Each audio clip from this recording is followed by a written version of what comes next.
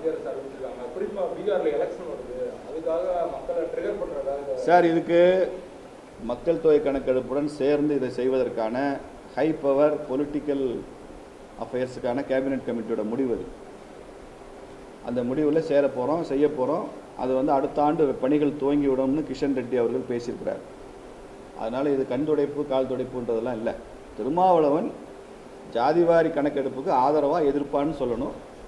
ஆதரவாளர்னு சொன்னால் இந்த முடிவை அவர் ஆதரித்து பேசணும்.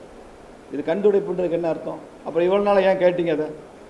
ஏங்க நீங்கள் ஒரு கோரிக்கை வைக்கிறீங்க, மதுரையில் பத்திரிகையாளர்கள் சீனிவாசன் சந்திக்க மாட்டார்னு சொல்லிட்டு விமர்சனம் பண்ணுறீங்கன்னு வச்சுக்கோங்க. நான் ஒரு ப்ரெஸ் மீட் ஏற்பாடு பண்ணிட்டேன், முடிஞ்சு போச்சுல்ல? அப்போ உங்கள் விமர்சனம் என்னாச்சு? உதாரணத்துக்கு சொல்கிறேன். அதுமாதிரி தான் திரும்ப ஜாதி ஒதுக்கீடு ஜாதி கணக்கீடு கேட்டார், வந்துருச்சு. நரேந்திர மோடியை பாராட்டியில் பேசணும்.